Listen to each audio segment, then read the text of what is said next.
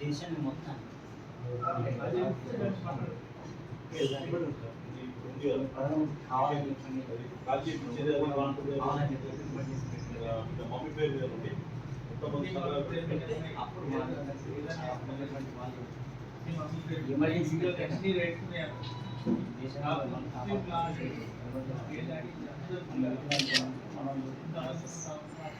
సంఘం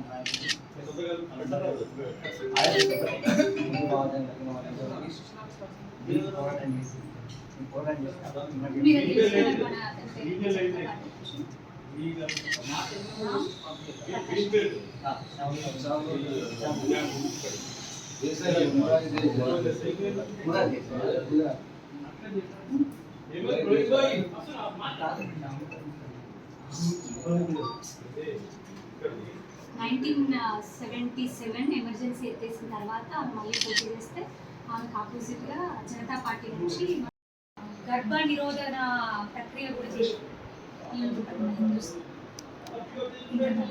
అట్లా కూడా చేసింది ఇందిరాగాంధీ వాళ్ళ కొడుకు సంజయ్ గాంధీ. ఇవన్నీ ఇంకా లోపల చాలా విషయాలు ఉన్నాయి. చీకటి అంతా కూడా చీకటి 1975 జూన్ 25 అర్ధరాత్రి 11 స్టార్ట్ అయిందంటే ఎమర్జెన్సీ. 1977 March 21 months.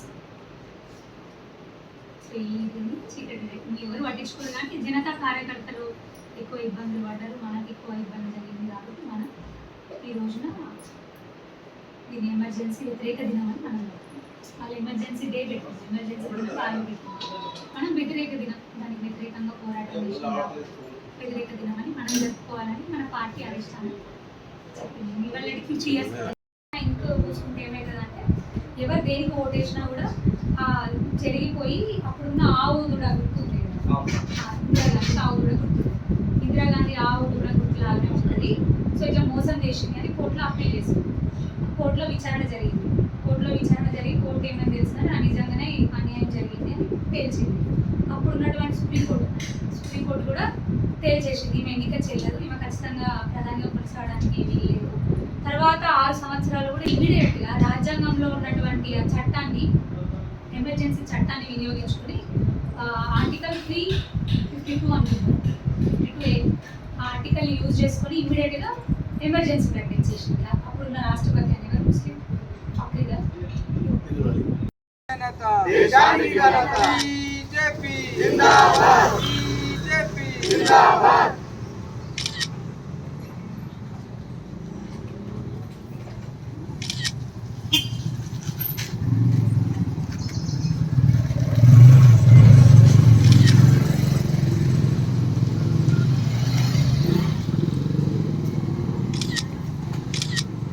ఇక్కడ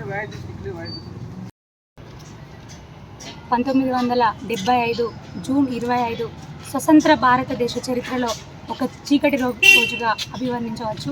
ఎందుకంటే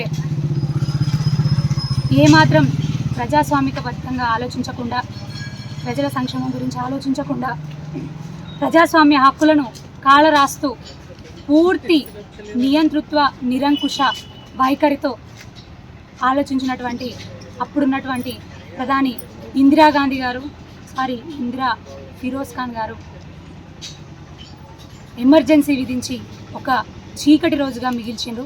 దాదాపు 21 నెలల పాటు కొనసాగినటువంటి ఆ ఎమర్జెన్సీలో ప్రతి ఒక్క పౌరుడు కూడా ఇబ్బందిని ఎదుర్కొన్నాడు. ఎందుకంటే ప్రజలకు ఉండాల్సినటువంటి భావ వ్యక్తీకరణ స్వేచ్ఛ కానివ్వండి, పత్రికలకు ప్రెస్కి ఉండాల్సినటువంటి భావ వ్యక్తీకరణ స్వేచ్ఛను కానీ అన్నింటినీ హరిస్తూ ఎక్కడికక్కడ కూడా నిబంధన విధిస్తూ బయటికి వచ్చినటువంటి ఇతర ప్రభుత్వాలన్నింటినీ, ఇతర నాయకులను అందరినీ కూడా జైల్లో పెట్టిస్తూ చిత్రహింసలకు గురి చేస్తూ అన్యాయం చేసినటువంటి రోజులవి.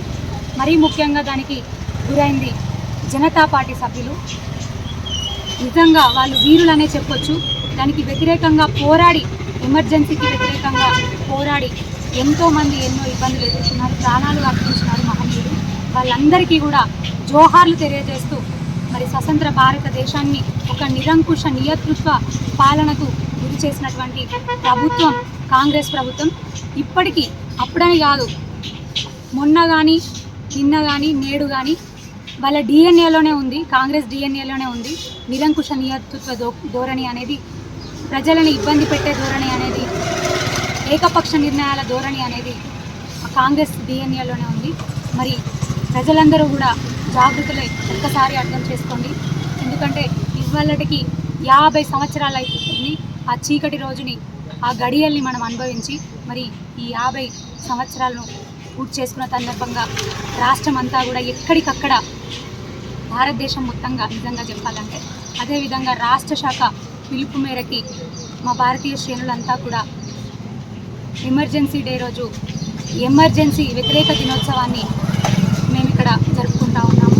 దీనికి హాజరైన గౌరవ పట్టణాధ్యక్షుడు రాంగోపాల్ గారికి, గౌరవ మండలాధ్యక్షుడు పట్టణ కార్యకర్తలు అందరూ, మండల కార్యకర్తలు, కాన్స్టిట్యూన్సీ వచ్చిన కార్యకర్తలందరికీ కూడా పేరు పేరున ధన్యవాదాలు తెలియజేస్తూ ఉన్నాను. మరొక్కసారి ఆ